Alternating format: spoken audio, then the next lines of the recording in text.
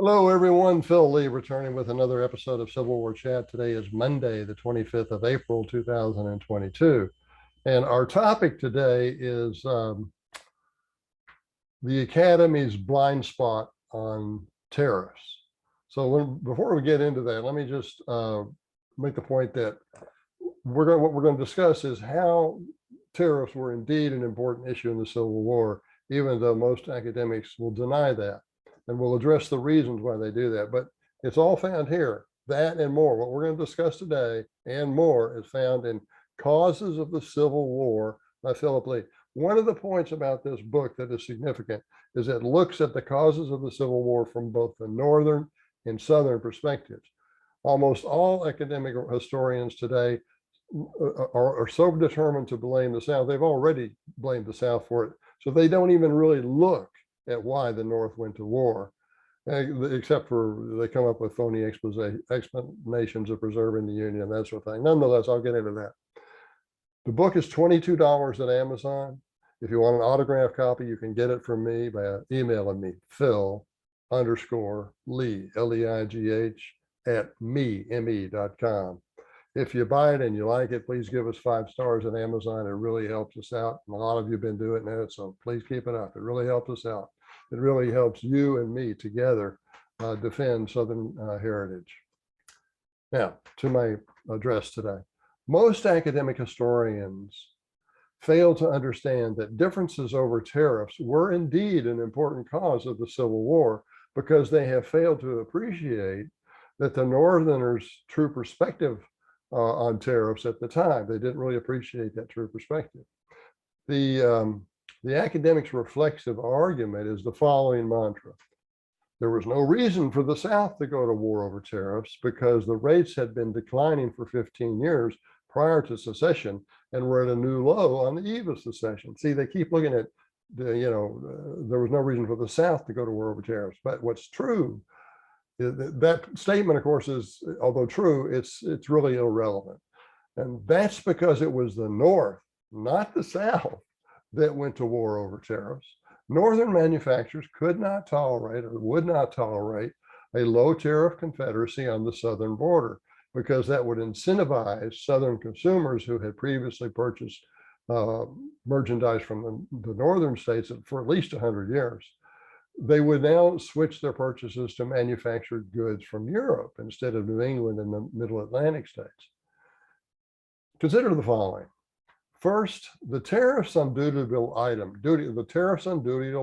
items increased from 19% before the war to an average of 45% for more than 50 years thereafter. So thus, for more than 50 years after the Civil War, tariffs were 45%. On the eve of the war, they were only 19%.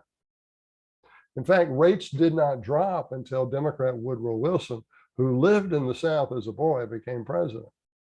Until then, America's Bellum and post-Bellum tariff policy was set by the victorious Northerners, who were Republicans.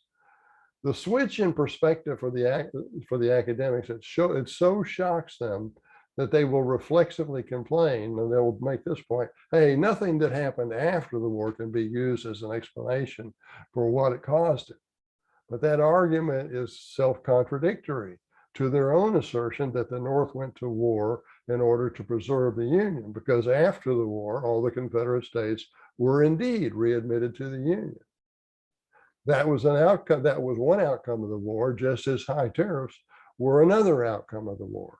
Both post-Bellum results reflected antebellum regional objectives, one for the South and one for the North. Second, a mere casual inspection of Northern newspapers from New York, Chicago, Boston, and Philadelphia during the secession crisis of 1861 will show great concern about the loss of Southern markets among Northern manufacturers, financiers, and shippers. A month before the opening shots at Fort Sumter, the Boston Transcript editorialized, alleged grievances in regard to slavery were originally the causes for the secession of the Cotton States, but the mask has been thrown off, and it is now apparent that the people of the seceding states are now for commercial independence. The merchants of New Orleans, Charleston, and Savannah are possessed with the idea that New York, Boston, and Philadelphia may be shorn of their mercantile greatness by a revenue system verging on free trade. If the Southern Confederacy is allowed to carry out a policy by which only a nominal duty is laid on imports in the South, no doubt the businesses of the chief northern cities will be seriously injured. The difference is so great between the tariff of the Union and that of the Confederacy that the entire Northwest must find it to their advantage to purchase goods imported at New Orleans rather than New York. In addition, Northern manufacturers will suffer from the increased importations resulting from low duties. Third, the size of the Southern market for Northern goods and services was far bigger than the amount of tariff duties collected throughout America. Aggregate USA tariff revenues totaled only about $54 million in 1860, whereas contemporary author Thomas Cattell concluded that the secession of the Southern states would cause the North to lose $450 million in trade with the South, almost 10 times as much. Thus, the North was more worried about the consequences of losing trade with the South than it was in the reduction of tariff collections per se. Fourth, additionally, the Boston Tariff, if you read above what I quoted above, the second time, you'll see that it implies that Northern manufacturers were concerned that a low tariff Confederacy on the USA southern border would likely motivate Northerners to smuggle goods from the Confederacy across the Mason-Dixon line or the Ohio River. Now, those concerns may well have been justified, considered that New Englanders aggressively smuggled British goods onto their shores into America during the War of 1812, all to the benefit, to the economical benefit of their region.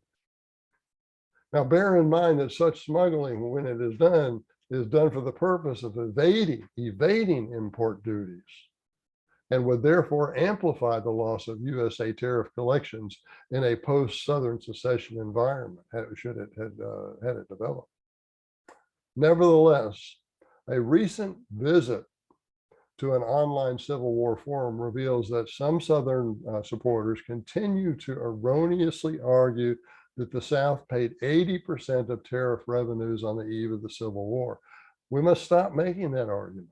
It really makes us look like we don't know what we're talking about. That statement, which I shall explain, is based upon a we export to import, close quote, remark by John C. Calhoun during 1831.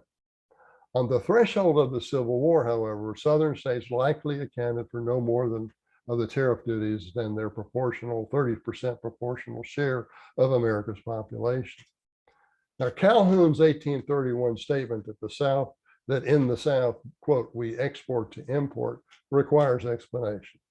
He was arguing that the USA could not pay for imports without the foreign exchange generated by our exports.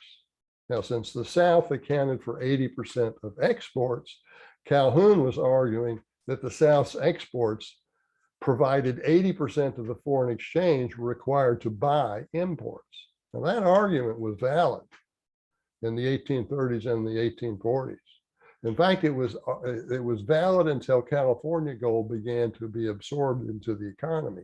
Now, at that time, around 1850, we were on a mercantile international trade system.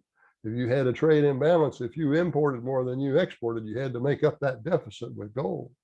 Now, the California gold could be used to settle any trade imbalances in that fashion.